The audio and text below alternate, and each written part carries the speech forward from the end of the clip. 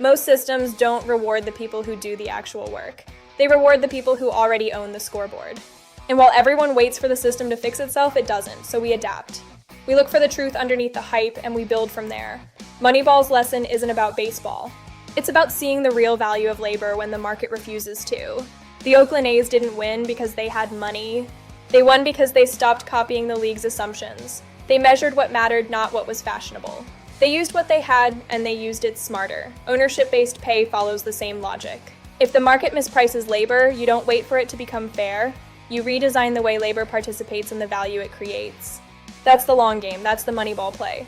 Here's the principle every financially free household eventually discovers, even if they never put words to it. You win when you shift from income to assets, not big assets, not glamorous assets. Just anything that pays you without your body clocking in. That's the whole engine behind OBP. Labor keeps the income, ownership builds the assets, combine them, and the gap closes. You already know the hard parts. Time is limited. Markets drop without warning. Good people get blindsided by bad breaks. And unfairness isn't a glitch, it's structural.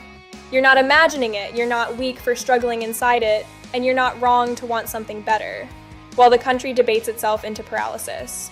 But within all of that, you still control 3 things.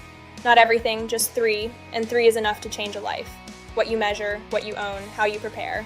Moneyball worked because they measured the right variables. You do the same when you track spending honestly, when you build even the smallest automatic investment, when you create buffers that keep one crisis from becoming 5.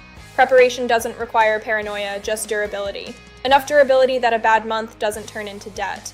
Enough savings that a repair doesn't wreck the plan. Enough learning that when the system shifts, you're not caught flat-footed. These aren't grand gestures, they're quiet moves that compound. And compounding is the closest thing to magic that regular people ever get. This is how you buy time, while we fight for structural change through OBP. This is how you hold the line. Until ownership is no longer optional or rare, but normal, expected, and earned by contribution. It matters. Because when you build durability, you make yourself harder to exploit. When you own something, even a little, you stop being a replaceable unit in someone else's model. And when millions of people do that, the entire labor market begins to bend. Moneyball wasn't about the players being superhuman. It was about refusing to accept the old rules when the old rules didn't work anymore. That's what you're doing here. That's what OBP is. That's why this message matters. If this resonated, like and subscribe, not for vanity metrics, but to push these ideas into the algorithm, instead of more noise. The future won't be forged by hype or cliches or gurus selling shortcuts. It will be forged by citizens who choose ownership over excuses, agency over helplessness, and preparation over hope alone. We are Citizen T, forge the future. OBP is the way.